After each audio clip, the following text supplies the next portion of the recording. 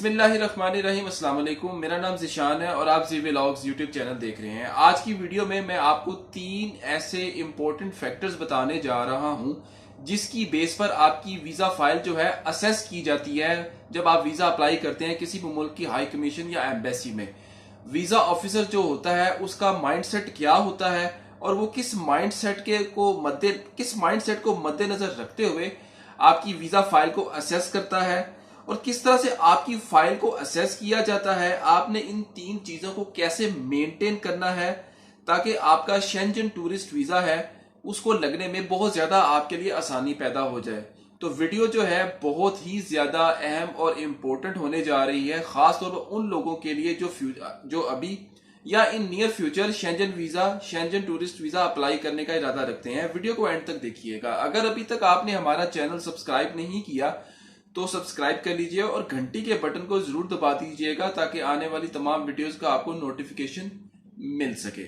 सबसे पहला और अहम जो फैक्टर है नंबर 1 पर, वो है आपकी बैंक स्टेटमेंट और आपकी फाइनेंशियल सिचुएशन। बैंक स्टेटमेंट जो होती है, मुख्तलिफ ममालिक जो है उनकी डिमांड जो है मुख्तलिफ होती है। कुछ ममालिक 3 माह की भी मांगते हैं, लेकिन अगर आप शेंजन टूरिस्ट वीजा की बात करें तो वो आपसे 6 माह की डिमांड करते हैं। अब जो बैंक स्टेटमेंट होती है वो किसी भी वीजा एप्लीकेशन को अप्लाई करने के लिए बैकबोन की हैसियत रखती है। अब जो बिजनेसमैन जो होते हैं उनके अकाउंट में ऑलरेडी पहले से पैसे आ रहे होते हैं और जा रहे होते हैं, तो उनको किसी तरह की इस मामले में कोई खास प्रॉब्लम पेश नहीं आती बैंक स्टेटमेंट को मेंटेन करने के। अब बात यह है कि लोग अक्सर फोन पर सवाल ये पूछते हैं कि हमारी बैंक स्टेटमेंट तो 6 महीने पुरानी जरूर है, क्या हम उसमें बैलेंस अभी रख सकते हैं या अभी हम इसका बैलेंस जो है हम ज्यादा कर लें, तो क्या ये कंसीडर कर लिया जाएगा। देखिए, मैंने पहले भी कई मरतबा वीडियो में बताया है आप लोगों को, मैं दोबारा बता देता हूं।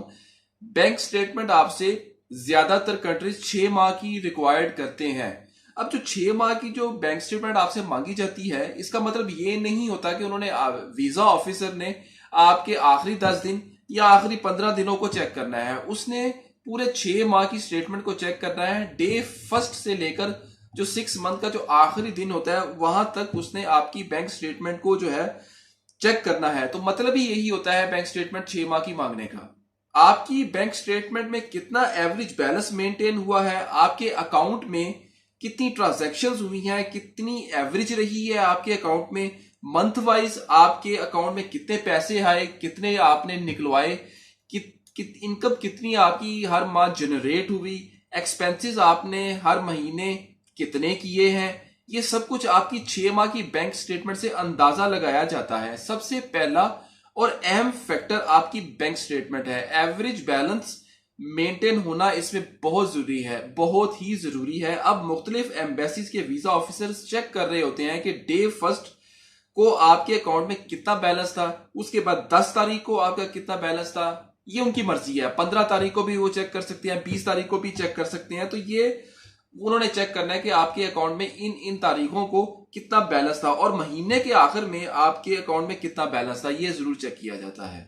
इससे अंदाजा ये लगाया जाता है कि इनकम कितनी आपकी जनरेट हो रही है, आपके एक्सपेंस कितने हो रहे हैं। उस बेस पर पता लगता है कि आपका बिजनेस कितना अच्छा चल रहा है और आपकी इनकम जनरेट आप कितनी कर रहे हैं और आपके वीजा मिलने के चांसेस कितने ज्यादा हो सकते हैं। ये तमाम चीजें आपकी इन चीजों पर मुनस्सर करती हैं। जो सैलरीड लोग हैं उनकी बैंक स्टेटमेंट भी मेंटेन होनी चाहिए।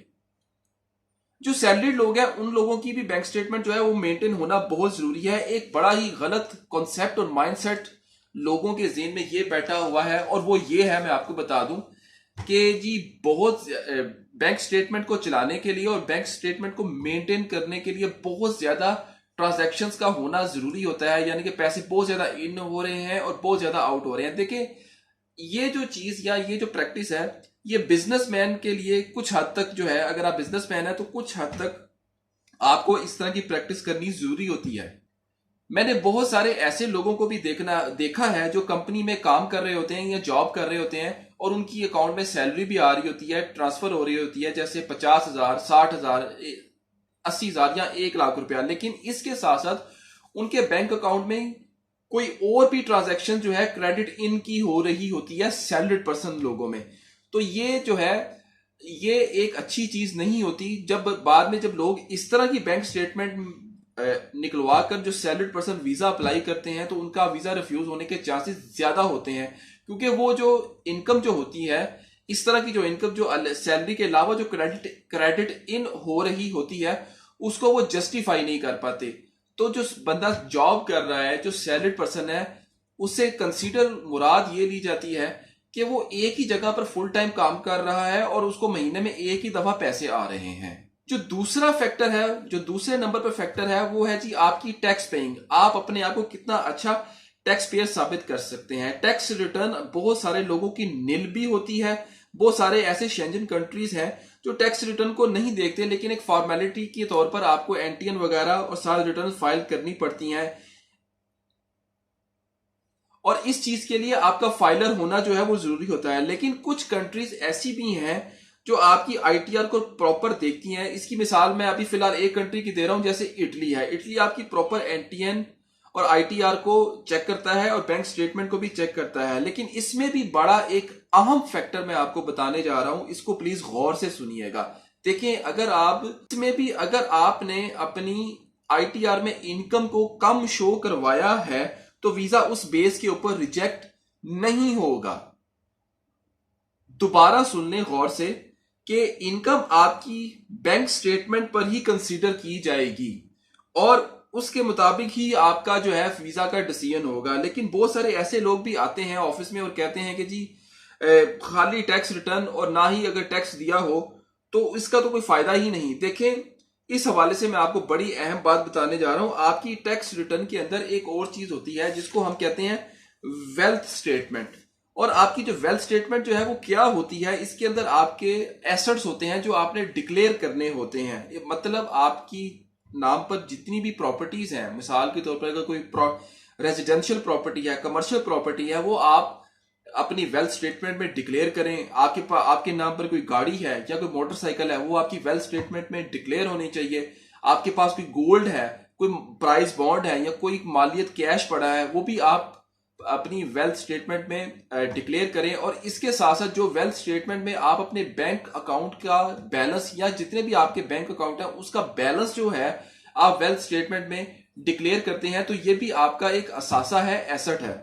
बहुत सारे लोग ये कहते हैं कि उनके हमारे नाम पर ये भी है, हमारे नाम पर वो भी है, लेकिन उन्होंने वो तमाम चीजें जो है वेल्थ स्टेटमेंट में डिक्लेयर नहीं की होती। जब तक आप अपने आप को और अपनी इन तमाम चीजों को एफबीआर की वेल्थ स्टेटमेंट में शो नहीं करवाएंगे तो आपके शेंजन वीजा लगने के चांसेस कम होंगे। अगर आप शो करवाएंगे इन चीजों को, अपने असासा जात को अपनी वेल्थ स्टेटमेंट में, तो आपके शेंजन वीजा लगने के चांसेस यकीनी तौर पर ज्यादा हो जाएंगे। इसके बजाय इसके कि आप फर्दे निकलवाएं या एक्साइज के दफ्तरों में जाकर अपनी गाड़ियों के और मोटरसाइकिलों की रजिस्ट्रेशन के कागजात निकलवाएं, इससे बेहतर यह है कि आप गवर्नमेंट ऑफ पाकिस्तान को का जो इदारा है एफबीआर, जिसको फेडरल बोर्ड ऑफ रेवेन्यू कहते हैं, उसके अंदर उसकी वेल्थ स्टेटमेंट के अंदर आप अपने तमाम असासाजात डिक्लेयर करें और वो आपकी चीज पावरफुल होगी। और इससे ये शो होगा वीजा ऑफिसर को भी कि ये बंदा टैक्स पेयर है और इसने अपने असासाजात अपनी गवर्नमेंट यानी कि हुकूमत पाकिस्तान को डिक्लेयर करवाए हुए हैं। और इस चीज की ज्यादा वर्थ और वैल्यू होगी बजाय इसके कि आप फर्दे निकलवाएं और मुख्तलिफ दफातरों के चक्कर लगाकर उनके डॉक्यूमेंट जो है निकलवाएं। वीजा ऑफिसर को भी पता है कि पाकिस्तान जैसे मुल्क में या पाकिस्तान जैसे जो दीगर जो थर्ड वर्ल्ड कंट्रीज हैं वहां पर जाकर प्रॉपर्टी की इवेल्युएशन बनाना और मुख्तलिफ डॉक्यूमेंट्स की ट्रांसलेशन करवाना बड़ा ही आसान काम होता है। एक 500 रुपया भी आप दे दें तो आपकी ट्रांसलेशन हो जाती है और 1000-2000 में आपकी प्रॉपर्टी की एवेल्युएशन जो है वो भी हो जाती है। तो टैक्स रिटर्न सिर्फ आपकी इनकम शो करने के लिए काफी नहीं होती, आपने अपने इसमें एसेट्स और प्रॉपर्टी को भी शो करना होता है। इसके बाद तीसरा और अहम फैक्टर है आपकी सोशल टाइज। इसके बारे में मैं पहले भी कई मरतबा वीडियो में बता चुका हूं कि आपके घर वाले जो है वो आपकी सोशल टाइज हैं, और खास तौर पर अगर आप मैरिड हैं तो आपकी बीवी या बीवी का खामद और आपके बच्चे जो हैं सबसे बड़ी सोशल टाइज हैं। अगर आप अपनी सोशल टाइज को अच्छे तरीके से प्रूव कर दें तो आपके वीजा लगने के चांसेस और ज्यादा बढ़ जाते हैं। अब अगर आपके जो बच्चे हैं अगर 3 या 4 साल से बड़े हैं और स्कूल जा रहे हैं तो आप जब वीजा अप्लाई करें तो उनका स्कूल का सर्टिफिकेट जो है वो साथ लगाएं। ये एक बहुत बड़ी सोशल टाई है और क्रेडिबिलिटी है कि ये बंदा जो है या जो भी है इसके बच्चे इस स्कूल में पढ़ते हैं और ये और कुछ नहीं तो कम से कम अपनी बीवी बच्चों के लिए अपने मुल्क में वापस जरूर आएगा। जो सिंगल लोग होते हैं वो अपनी सोशल टाइज अपने छोटे बहन भाइयों को शो करवा सकते हैं और साथ अपने पेरेंट्स को भी शो करवा सकते हैं कि वो हमारी कफालत में है। आप इस सिलसिले में ये बता सकते हैं कि जी मेरा इनकम का 50 से 70% जो हिस्सा जो है मेरे छोटे बहन भाइयों और मेरे माँ बाप की कफालत में लग जाता है। इस हवाले से आप एक बड़ा ही इंपॉर्टेंट एक डॉक्यूमेंट होता है कफालतनामा, आप कफालतनामा भी बनवा सकते हैं जिसमें आप ये अपने छोटे बहन भाई और या बड़े भी हों आप उनको और अपने पेरेंट्स को शो करवा सकते हैं। इससे भी वीजा ऑफिसर को ये अंदाजा होता है कि आपकी सोशल टाइज जो है वो बहुत ज्यादा स्ट्रॉन्ग हैं। और एक और बात मैं आपको बता दूं कि वीजा अप्लाई करने के लिए जो ट्रैवल हिस्ट्री जो होती है वो बहुत ज्यादा मैटर करती है, इसमें इस बात में कोई शक नहीं। लेकिन इसका मतलब ये नहीं है कि अगर आपकी ट्रैवल हिस्ट्री नहीं है तो आपका वीजा नहीं लगेगा। देखें, अगर आपके पास आपकी बैंक स्टेटमेंट अच्छी है, आपकी फाइनेंशियल कंडीशंस अच्छी हैं, आपके सोशल टाइज अच्छे हैं और आप अपनी वेल्थ स्टेटमेंट को बड़े अच्छे तरीके से अपने टैक्स डॉक्यूमेंट और रिटर्न के अंदर आप शो करवा दें तो आपका वीजा बगैर ट्रैवल हिस्ट्री के भी लग जाता है। जो लोग ये कहते हैं कि जी ट्रैवल हिस्ट्री के बगैर वीजा बिल्कुल नहीं लगता, तो ये बात बिल्कुल गलत है। तो ये थी जी हमारी आज की वीडियो। मैंने आपको 3 अहम फैक्टर्स बताए हैं जो खासतौर पर टूरिस्ट वीजा या शेंजन वीजा अप्लाई करने के लिए बहुत जरूरी होते हैं। वीडियो काफी थोड़ी सी लंबी हो गई है लेकिन वीडियो आपके लिए बड़ी कीमती है। तो इस हवाले से अगर आपको कोई मालूमात चाहिए हो तो आप हमसे रब्ता कर सकते हैं नीचे दिए गए नंबर्स पर। आप हमें व्हाट्सएप में वॉइस नोट भी भेज सकते हैं। बहुत शुक्रिया। अल्लाह हाफिज।